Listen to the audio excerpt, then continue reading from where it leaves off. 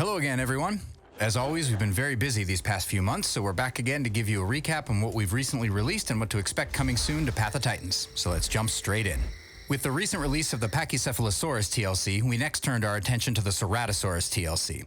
For the Cerato, we really wanted to push our osteoderm-covered theropod to lean into its role as a mid-sized brawler. With that in mind, we've given Cerato brand new ways to be antagonistic, forcing players to get out of its way or face the consequences. We also recently welcomed the massive bloodthirsty predator that is the Tyrannotitan to our dinosaur roster. Tyrannotitan rivals even Tyrannosaurus and Spinosaurus in size and is one of the most powerful dinosaurs in Path of Titans. This colossal dino can equip the new blood-soaked hide ability, which ensures that each of Tyrannotitan's bite attacks will cause its prey's blood to drip from its scales. We hope you've enjoyed these two recent creatures, and as always, we look forward to hearing your feedback. We have been working in the background to expand a lot of the core game systems in Path of Titans, and are pleased to note that you can expect to see these new feature updates in the next full game patch. And first up, we are thrilled to announce that significant enhancements to our critter system will be coming in the next full game patch. Critters will now spawn at various growth stages in a similar manner to existing player dinosaur growth mechanics. The age of the newly spawned critter will directly influence its strength and power level, and in turn will also provide varying amounts of food upon defeat. Baby critters are slower, smaller, and weaker, with their corpses providing less food, and the subadult and adult critters providing greater rewards upon defeat in exchange for being a tougher fight. New to this growth system is the rare chance for an alpha critter to spawn. Alpha critters are larger, faster, have more health, and deal more damage than regular critters, and as such, alpha critter corpses provide significantly more food than standard critters. We have also added a large number of additional critter skins to help bring a bit more visual variety to them. All critters now have a unique baby skin and alpha skin, so its relative level of danger and potential reward to the player is more identifiable at a distance. We've also added growth sound adjustments to all critter sounds. They are now appropriately smaller and higher pitched when in their baby growth stage, and lower pitched and more aggressive as an alpha. We have also implemented a handful of other improvements and polish to the critters in this patch. Pamelaria, the strange long-necked reptile, will be found all over Gondwa and Panjura. This new critter is quite skittish and will be a great first hunt for younger dinosaurs. Be sure to listen out for this strange new critter sounds in the undergrowth. Critter footsteps now accurately take into account the terrain type they are walking on, such as dirt, grass, and rock, etc., and the volume of their footsteps and how far they travel has been adjusted to be far more appropriate for their size. Critters will also now spawn depending on the time of day, with some critters only spawning at night and others during the morning. As such, it will be easier to find these critters during their preferred time of days, so be sure to keep a sharp eye on their sleep schedule so you know when to find them. Critters will soon have a bloody damage overlay when they are attacked by a dinosaur that will become more obvious the more damage the critter takes. This system will provide players with clear visual cues indicating a critter's health status, including a progressively intensifying bloody overlay and blood spurt effects as the critter sustains greater damage, allowing players to better gauge the number of attacks needed to defeat it. We've also begun our first pass at improving the quality and immersion of the audio in Path of Titans. While we are by no means finished with these improvements, you will be able to experience some of them in this next full game patch. All footstep sounds have been revisited with work ranging from minor tweaks to complete overhaul and replacement. New size classes have been added for the smallest and largest creatures. Audible range and attenuation distances have been tuned or in several cases overhauled and fixed completely, and appropriately distant thumping effects depending on your creature's weight and growth have been added to better communicate dinosaur size and distance. Players can hear footsteps from much further distances, allowing you to better judge how large or dangerous surrounding creatures may be and accurately judge how far from you they are.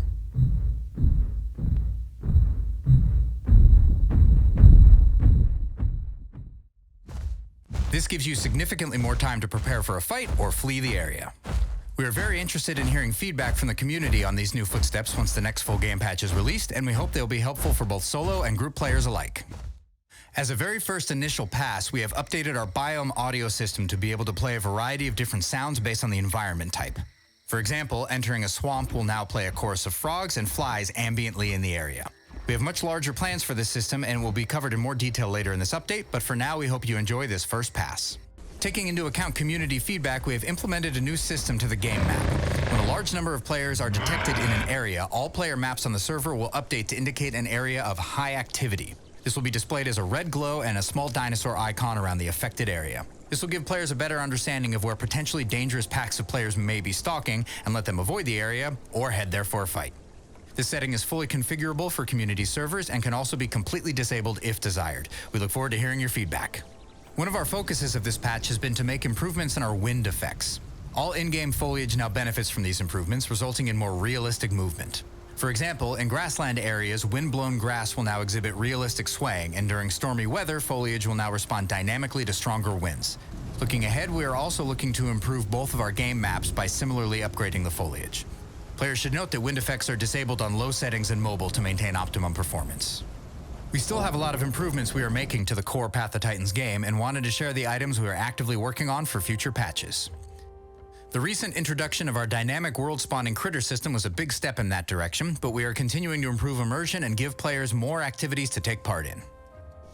We have had loads of useful community feedback and suggestions on how we can improve our current questing system. The main feedback we received is regarding repetition, the lack of exciting rewards for completion, and how growth and marks are very easy to lose if you are killed. This is especially true during the early growth stages when your dino is often more helpless and difficult to defend with. We began working on the updated quest system last year and have already made significant progress on this front by reworking it from the ground up. This new system is much more modular, letting quest designers specify quest objectives dynamically with a building block style of creation. This is much different from the old system, which was essentially limited to only being able to create collection, kill, deliver, and go-to quests, each of which weren't able to rely on dynamically spawning objectives, mixed objectives, or even specifying the order in which tasks must be completed.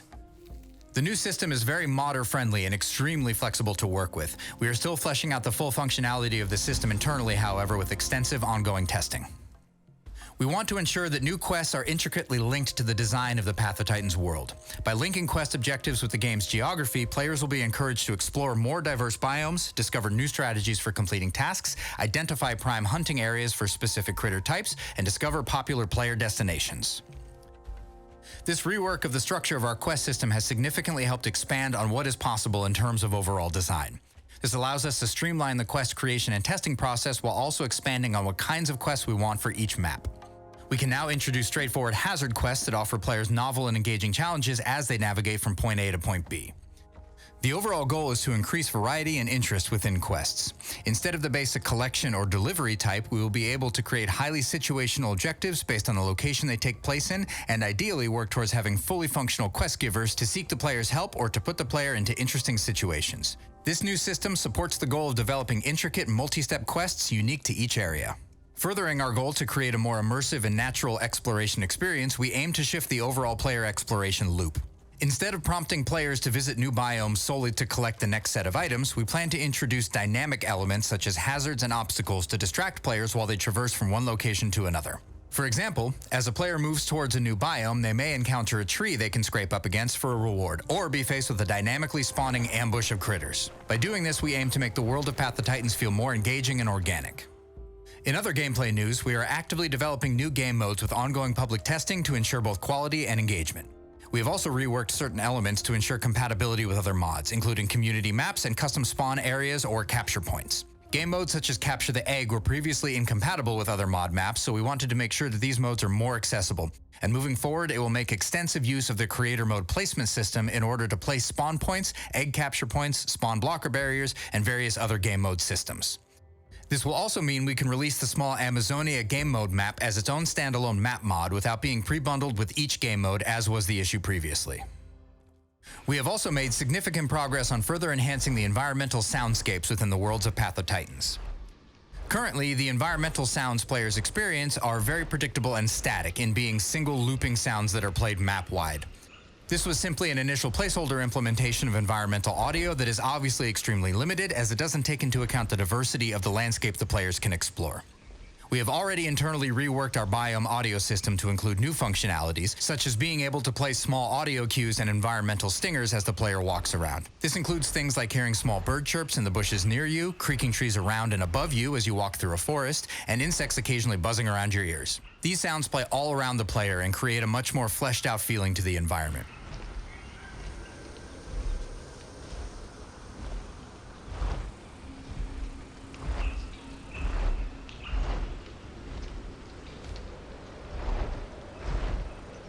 The system also allows us to play unique sounds based on your locomotion state, such as flyers hearing large gusts of wind and swimmers hearing deep underwater creaking sounds. In addition to all these audio cues that we'll be playing, we are creating completely new environmental soundscapes for each biome in Path of Titans, making each area feel truly unique and immersive. From the grassy open fields of the Grand Plains to the windswept desert of Stego Mountain, each area will be audibly distinct and immersive. Stay tuned for these improvements in future patches. And as a last note, we have recently brought back the Alderaan Games podcast. In this show, we cover some of the features the team has been working on and also answer various questions from the community. You can watch our most recent episode linked below. Do you have any questions you'd like to see answered on the show? You can ask them over on our Discord at discord.paththetitans.com or send us an email at podcast.alderaangames.com/contact. Thank you so much for watching, and we look forward to getting our latest patch into your hands as soon as possible. See you next time.